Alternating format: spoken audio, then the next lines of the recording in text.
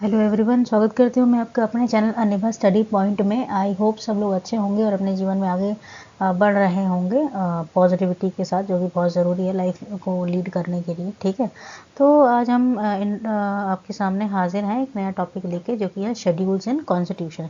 Constitution में जो schedules हैं उनकी एक लिस्ट आपके सामने आ रही है। ये ज़्यादा बड़ी प्रेजेंटेशन नहीं होने वाली है।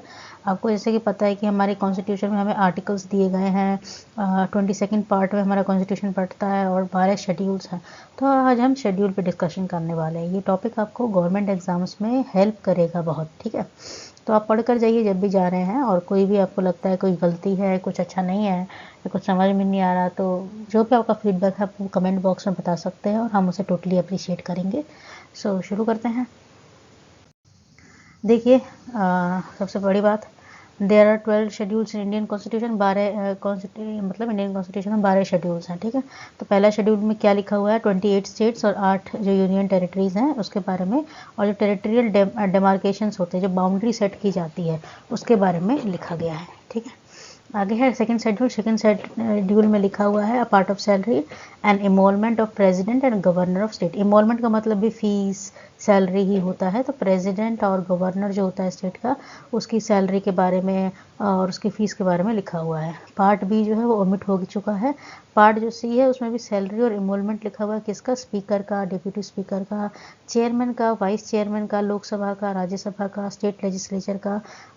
लेजिस्लेचर असेंबली वो होती है जहाँ पर लोग इलेक्ट होकर आते हैं, जैसे कि एमएलएज वगैरह, और काउंसिल के, तो इन लोगों की सैलरी के बारे में लिखा हुआ है। पार्ट डी जो है उसमें सैलरी और इमोलमेंट लिखा हुआ है कॉम्प्ट्रोलर का और ऑडिटर जनरल जो इंडिया का है उसके बारे में। इसमें ना कुछ डिफ़िकल्ट वर्ड है, जैसे कि डिमार्केशन, कॉम्प्ट्रोलर, इमोलमेंट। तो इसके मीनिंग मैंने सबसे लास्ट स्लाइड में शेयर किए हुए हैं, तो वहाँ से आपको समझ में आ जाएगा। ठीक है, आगे चलते हैं। थर्ड शेड्यूल, इसमें लिखा हुआ है फॉर्म्स ऑफ ओथ, किस तरह की शपथ दिलानी है, एफर्मेशन ऑफ मेंबर्स, क्या क्या बातें वो बोलेंगे जैसे शपथ लेते वक्त, कौन से लेजिस्लेचर के मेंबर, मिनिस्टर और जजेस, जब उनको शपथ दिलाई जाती है तो वो किस तरह की ओथ वगैरह लेंगे उसके बारे में। फोर्थ शेड्यूल बात करता है allocation of seat to state को कितनी सीट एलोकेट करनी है, और यूनियन टेरिटरीज को राज्यसभा में कितनी सीट देनी है, इसके बारे में फोर्थ शेड्यूल बात करता है। फिफ्थ शेड्यूल जो है वह एडमिनिस्ट्रेशन और कंट्रोल की बात करता है, किसकी, शेड्यूल एरियाज़ की और एसटीज़ की। शेड्यूल कास्ट है या शेड्यूल ट्राइब वाले एरियाज़ हैं, उसमें किस तरीके का एडमिनिस्ट्रेशन और कंट्रोल होना चाहिए उसके बारे में बात करता है।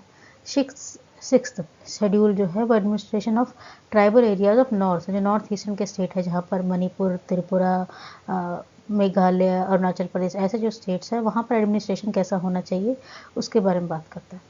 सेवन्थ शेड्यूल ये बात करता है डिस्ट्रीब्यूशन ऑफ पावर, यूनियन और स्टेट गवर्नमेंट के बीच में पावर का डिस्ट्रीब्यूशन कैसा होना चाहिए उसके बारे में ये बात करता है। ठीक है, आगे है eight schedule.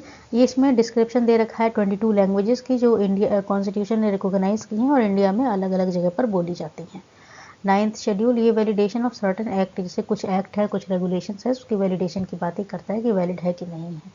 Tenth schedule, provision as to disqualification on the ground of defection, मतलब इसमें कुछ प्रोविजंस बनाए गए हैं जिसमें एंटी डिफिकेशन लॉ है उसको डिस्क्वालीफाई करने के लिए कुछ इन्होंने बातें लिखी हैं। एंटी डिफिकेशन लॉ भी मैं आपको लास्ट स्लाइड में बताऊंगी क्या होता है, जो कि 52nd कॉन्स्टिट्यूशनल अमेंडमेंट एक्ट के दौरान आया था।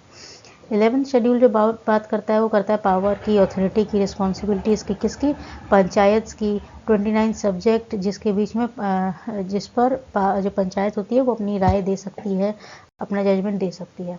जो 12th शेड्यूल है वो बात करता है पावर, अथॉरिटी और रिस्पॉन्सिबिलिटी किसकी, म्यूनसिपालिटीज़ की, नगर निगम के जो शहरों में होते हैं। 18 सब्जेक्ट दिए गए हैं जिस पर म्यूनसिपालिटी का जुरिडिक्शन आता है। ठीक है, तो ये 12 पार्ट। Word demarcation,